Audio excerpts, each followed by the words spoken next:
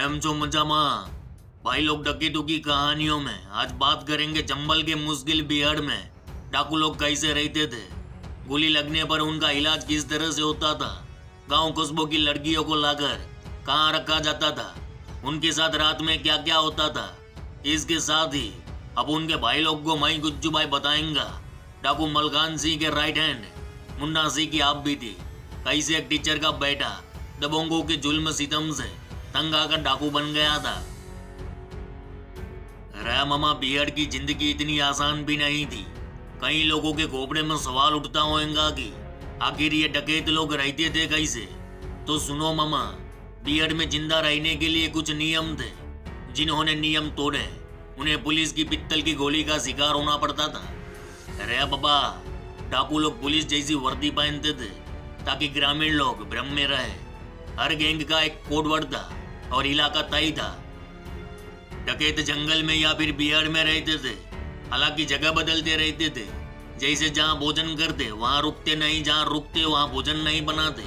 पानी भरने से लेकर नहाने तक का काम रात में करते थे, क्योंकि दिन में पानी के स्रोतों पर पुलिस की नजर होती थी। रात में किसी को बीड़ी पीने की इजाजत नहीं थी, क्योंकि बीड़ी की चमक दूर से दिख जाती थी।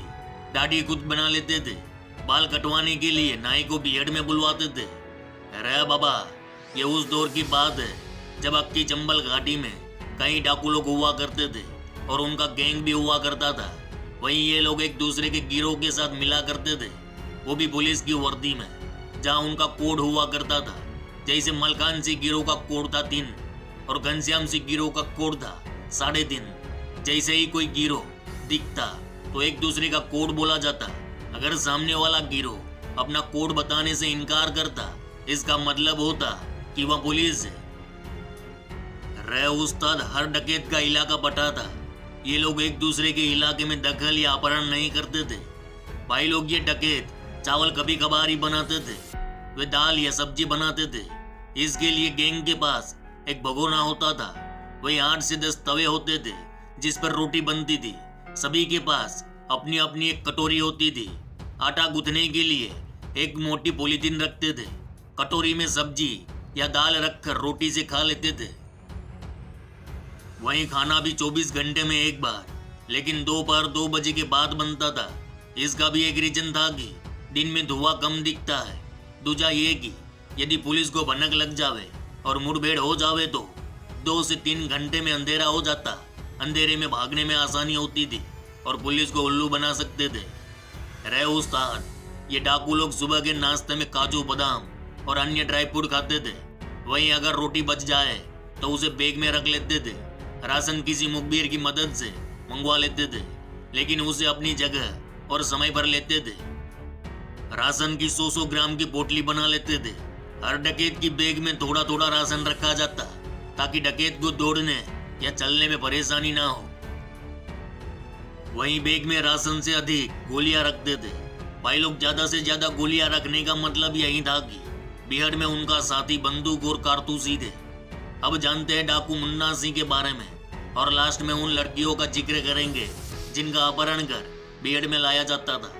भाई लोग, डाकू मलकान सिंह के राइट हैंड रहे मुन्ना सिंह आज उम्र के आखिरी पड़ाव पर पहुंच चुके हैं।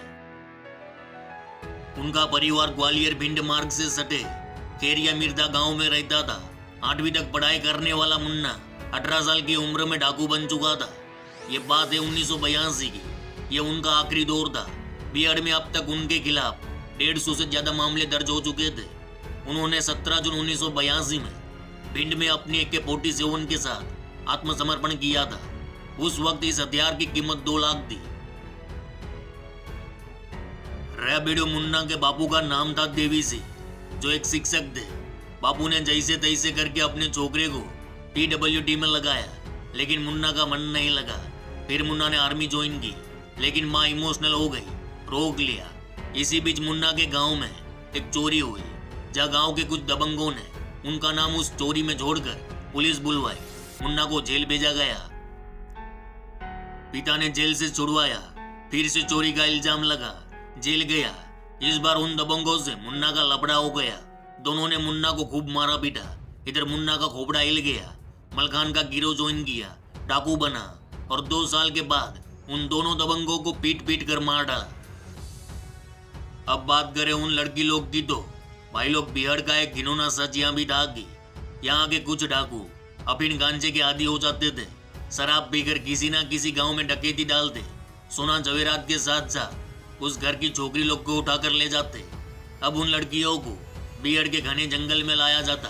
कुछ दिनों तक ये लड़कियां रोती, विरोध करती, फिर हालात के साथ समझौता कर लेती, क्योंकि एक बार बिहार में एंट्री हो गई फिर वहां से निकलना असंभव।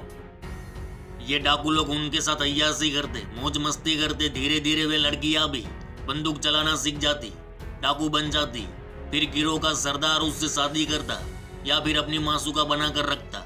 और ऐसे किस्से तो बहुत सारे डाकुओं ने रचे थे।